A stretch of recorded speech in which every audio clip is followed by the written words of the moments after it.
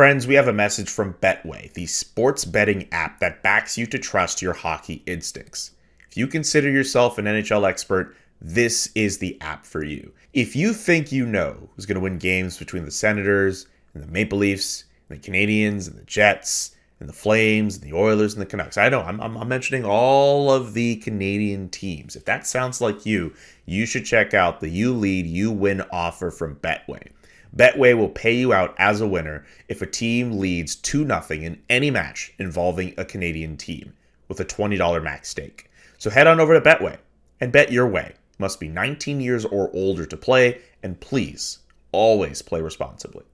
I want your thoughts on Tim Stützle of the Ottawa Senators, who has now, built up a reputation as a diver. You may not have even been watching the Senators-Canadiens game where he tried to endear himself to the Montreal Canadiens because you were probably busy watching the Toronto Maple Leafs blow a 5-1 lead to the Florida Panthers. So I completely understand if you did not watch Tim Stützle earlier this week. Maybe you caught Brendan Gallagher speaking about Tim Stützle after the fact and his reputation for diving. Ian Mendez, we shouted him out a couple weeks ago. He also wrote a great column about the whole situation. CJ, I'd love to know, from your perspective and in talking to other people, what are your impressions of Tim Stützle when it comes to drawing penalties and diving? Well, what I see is a guy who's getting under an opponent's skin. Look, Brendan Gallagher, I respect his opinion. You couldn't miss his quote if you were anywhere on social media and you're into hockey. I mean, it was. I saw the quote before I saw the hit with Suzuki that I think incited it. Although obviously he was referencing other things he's seen. But Stützle, I don't get the feeling like I think it's just one of these things. I think that he is getting under the skin of his opponents, and sure, good for Brendan Gallagher for calling him out. I think it now adds a little bit more hype into the next game and the next game and the next game. But I hadn't really heard that as a huge reputation of his. And so I just see it as kind of one of these flashpoint moments that, we'll keep revisiting in media. It gives us some nice little fabric and tapestry to talk about the next Senators Canadiens game. But, I don't see it as a major problem or as something that the Senators need to sit him down and figure out. I think that he plays hard and he's still a good young player finding his way in the league in a lot of ways. And, I don't see any real big problem with his game. It's just, he's pissing the other team off, and let's face it, that's part of his job too. Can I also just add something here? And this is just me not asking a question. This is me just putting my opinion on here. I cannot stand it whenever people see stuff like that and say, oh, they learned that from soccer. Newsflash, hockey players dive too, and they use it as a tactic just like soccer players do. And hockey's supposed to be this tougher sport than soccer where that happens. It happens in hockey, and you can go through a laundry list of examples in the men's game in particular where this happens. So stop saying it's the whole soccer thing, whatever. It happens in hockey. Whatever it is, whether you think it's a tactic or whether there's a reason for them doing it, it just happens in the sport. You don't have to liken it to some other sport that way more people like to make your point that you don't like diving. Do you think there's undertones of that in Gallagher's comments? Like, is he kind of calling out the fact Stützle is German and obviously it's a big soccer country? No. I don't think in Brendan Gallagher's case, no, I do not think he is doing any of that. I think he's just trying to say that he dives, but there are other people who will not Brendan Gallagher, just to be clear, who will just make that comment that like, oh man, they learned it from soccer or whatever. And like, I that just annoys me. And that's something that well precedes Tim Stützle.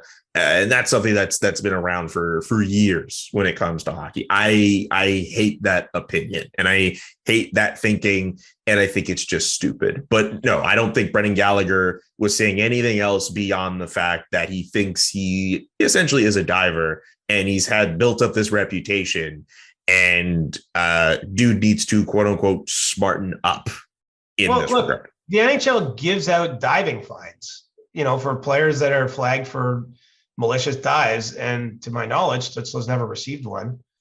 So that's a pretty good indication right there. I mean, we saw earlier this season, Michael Bunting got one, for example, the Leafs. He's been drawing a lot of penalties. He's not the biggest guy. He's definitely an agitator. And part of his role is again, getting under the skin of opponents and getting the Leafs on the power play. I mean, there's a tactical reason to do this. I'm not personally advocating for diving, but much like in soccer, you can give your team an advantage if you do it at the right time. And so, I get why it would piss you off if you're an opponent, or even if you're a fan of the other team and you see the replay and you're like, oh man, but like that's part of the game too. It's maybe not the part of the game that we're ever going to celebrate, but it's something that happens, to your point, Julian. And so I'm with you. It's certainly not unique to soccer or whatever. You're trying to operate in the gray of the rules to tilt the game's advantage your way. And so that's a tactic. Yeah. Did you see that list of net penalty difference or net penalties drawn? There's like a top 5 list that has Nathan McKinnon 5th in terms of net penalties drawn, Kirill Kaprizov at 4, Elias Pettersson at 3, Stützle is 2nd. Can you guess who is number 1? So I mentioned those 4 guys. Can you guess for this season? For this season, I'm going to guess Michael Bunting.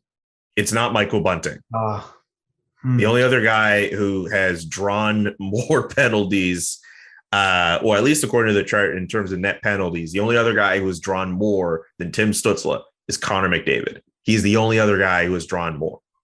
Wow. I remember we were talking a year ago how McDavid doesn't draw any penalties. He didn't draw any in that playoff series against Winnipeg last year. And he should. Look, I'm not saying that there might be some course correction there by the referees in the sense that, let's face it, given how much of a rush player he is, how dangerous he is, how often he has the puck, I mean, it's just natural to think he's going to be impeded illegally as teams try to keep him off the board. But that's pretty wild that he's up to number 2. So, kind of makes my point, though. Like, he's doing something good for the Ottawa Senators. And so Brendan Gallagher put some flashlight on that, but I'm guessing Tim Stützle isn't going to change the way he plays because of it. Just to clarify on the graph here. So I'm taking it from the Ian Mendes column in The Athletic. Net penalty difference takes penalties drawn, and it's penalties drawn. And then when you account for penalties taken, that subtracts from that number, and then you get your net number. But even in the column that says penalties drawn, Connor McDavid at 46, Tim Stützle at 39. And then I think you have Pettersson at 26, and then both McKinnon and Kirill Kaprizov at 34. So even then, McDavid's still drawing a lot of penalties, and so is Timmy Stützle. But to your point, yeah, there is clearly a tactic to this. And I understand that some people think, oh, well, that's not tough to do to dive for penalties and whatnot. But considering how referees can get when it comes to calling penalties, I mean, if there's a way for you to get a penalty call and your power play is good, there are some guys who are going to lean into it. I don't know if I necessarily like it or not, but it's clear that people do this. It's a tactic.